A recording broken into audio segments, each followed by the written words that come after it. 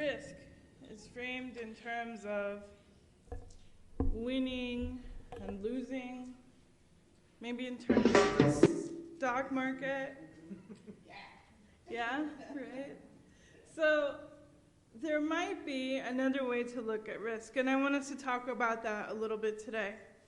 For example, what if part of what risk has to tell us is how much we're investing and how much there is to get on our investment?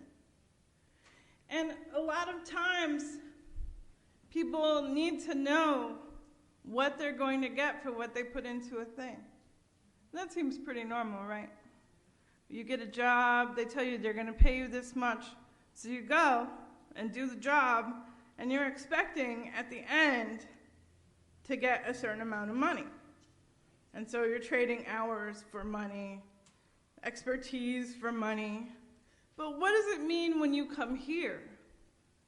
You don't exactly, well, money is one of the things we put in, but it's not the only thing. And this question came up earlier in the week because Director of Faith Development, Aaron, and I were talking about all the people who contribute to this community, and there are a lot of you that do a lot of different jobs. Probably each person who does jobs is doing more than one job. Would you say that's right? Yeah. So one of the things that you'll hear people wonder, not just at this place, not just at this congregation, but at many of them, is how do we get more people to volunteer? Have you heard that before? Have you wondered? Is that super funny because you're like, yes. All right, well, one of the things I've been thinking about, and this is in terms of your future present, right? Everything that you do in the present is building a particular future. And one of my jobs as your interim is to do some of that future imagining. So in terms of talking about volunteers, I'm not sure that that's an accurate representation of what we're doing. Because you don't volunteer at your own house. The same way a dad doesn't babysit his own children, right? They parent. And so I think that whether or not they're a member, people who give of more than one kind of job, more than one kind of energy. For example, there are many of you who do support the church financially, or with your talents, or with your delicious cooking, or with your gardening skills. I mean, there's a whole list, right? You're actually not only volunteers, because this is your place and your community, you're actually supporters, right? And so that's way different than just saying, well, volunteer. In the sense that there are lots of places you can volunteer in the community without being actually connected. Do you know what I'm talking about? I know not Flint Shelter, but another homeless shelter where you can get a login and sign up on the computer and just say the shifts that you're going to do. You don't even ever have to talk to a person once you pass the background check. And you can do a shift once a month or once every 3 months or once every never, right? But this isn't that. And so one of the questions that we need to ask ourselves is whether we're ready to risk. And we're going to talk about why and what. So one of the risks that I thought about today, in connection with Bob Marley, in connection with everything that you're doing and used to being, is risking being willing to be joyful. And I know that that word can have a lot of baggage, right? Because some people will tell you something like, everything happens for a reason. Right? And some people will tell you, well, just look on the bright side. Only they shouldn't tell me that unless they want me to be cranky. And there's still something else there. So when we talk about joyfulness, we're not actually talking about smiling or not smiling. We're talking about what's underneath that. And so when Bob Marley asks us, could you be loved? One of the things he's asking is, who loves you? Who loves you? So you come to this place and I tell you, listen, are you ready to risk exposing your joy? Are you ready to risk that? Are you ready to risk engaging in love? Because what I can tell you is this. The way Unitarian Universalism has been conceived up till now is that it is awesome, and so people should want to engage in it, right? So we're here, and where are they? Why don't they come? Well, there's a couple of reasons for that. One is that we live in an age of information, right? So no one even has to leave their house to read about Unitarian Universalism, to understand about Unitarian Universalism, none of that.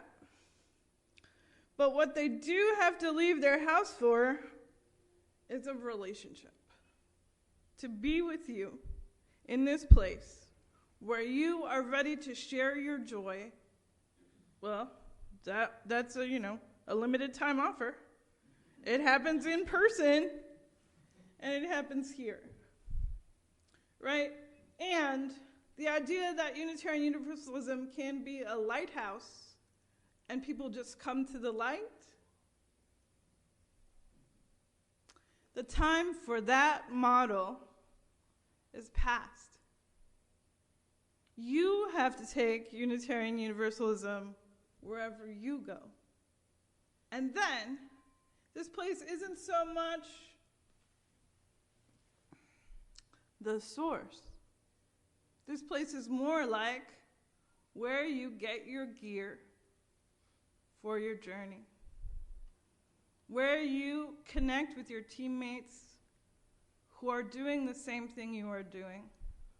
Where you get your batteries charged so that you can go out and shine the light that you have for the people who need it.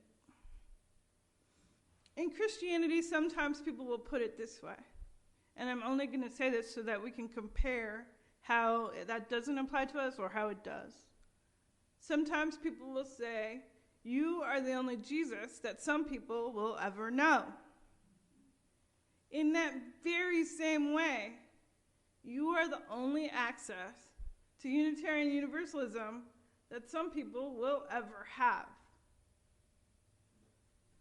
So unless you are ready to risk being joyful, then, it might not get very far. Because they can't see this light that shines from this place because they don't come here. Does that make sense to you? All right. So why would I tell you? And actually, I want someone to raise their hand and tell me, and I'll repeat what they say so everyone can hear it. Are you ready to do that? All right. Why would it be risky to show your joy? Why is that risky? What do you think? I think it's mostly about rejection. I think it's real easy to love another person, but it's extraordinarily difficult to accept love coming in and believe that somebody else would love us. And so we kind of live in this constant state of questioning and angst and fear that the feeling's not going to be returned. Right. I think there was a lot there, but it started with, it's about rejection and how it's easy to love another person, but harder to let the love come in. And it's the same way. When you meet a joyful person, you don't say, they probably have their head in the clouds. But you worry that if you share your joy, someone might think that about you. That you're not really paying attention about how bad the world is. Does that make sense? Actually, there's more to it, right? So we're always doing a lot of things at once. One of them is carrying a concern for the world. Another one is sharing our joy. Another one is working on our healing. Like, all of that is happening at the same time. Is any of it? So it's not that those are ranked in importance. Like, I didn't say them in that order because one is more important than another. But I did say them in a way that gives you a clue, right? That at different times we will prioritize different things. If you're in a lot of pain, skipping right to that joyful spot is going to be problematic. And not even what you need. Just like if you have a stomach ache, you don't pour Cholula all over your food. That's not what you do. You do what fits you and what meets your needs.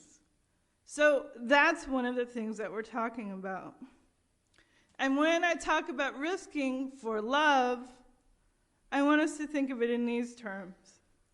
To love someone fiercely, to believe in something, with a fleeting moment in time, to fully engage in a life that doesn't come with guarantees. These are risks that involve vulnerability and often pain. I'm learning and recognizing and leaning into the discomfort of vulnerability teaches us how to live with joy, gratitude, and grace. So one of the reasons I wanted to talk to you about joy is this. In the coming weeks, even as we go toward General Assembly, you're going to need your joy to do the work. Next week, we're going to take a careful examination of racism and anti-racism with Julie Brock. So, sometimes people get so worried about that and so upset that they can't think of any positive outcomes. They think they might make a mistake and that just really derails their ability to do that work. So you have to bring your joy and your concern. You have to bring your gratitude and your patience. And that's one of the things I'm going to call you to. As you think about your future, this particular expression of loving and being loved, of taking a risk to show each other that you care, that's part of who you say you are. When you say sacred intentional community, that's what it means. Right? No? All right. So, as you move ahead into times that are difficult, you must bring your joy with you. You must bring the part of you that says, you know what? Sometimes on my couch I lie in a pensive mood and think about all the things that are going wrong, and healthcare, and Donald Trump, and the Senate, and daffodils. Right? That's real. You have to do that. You have to develop the part of you that says, some of it is good enough. Because, look at you. You're here together. and you have a history that goes back to doing good things, and you have been doing them, and you must think about what it will look like to continue to do them. I know that sometimes people think, well, we're little. My mom used to have this saying. It was like this: chiquita pero matón. That means she's little, but she's fierce. Right? And so we want you to uncover your joy, be willing to show it. We want you to bring your joy to the work. And then we want to go back to that question. I didn't ask it straightforwardly, but I'm going to ask you now. Do you really mean to be a lighthouse? Or do you mean to be a candle? Do you mean to build a monument? Or do you mean to build a movement? It's really going to matter for what you do now and later. I'm going to take my jacket off because I'm going to sing you a song.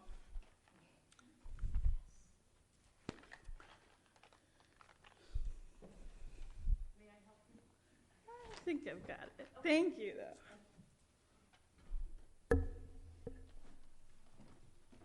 Are you hot? Is that hot in here? I was hot. Okay. All right.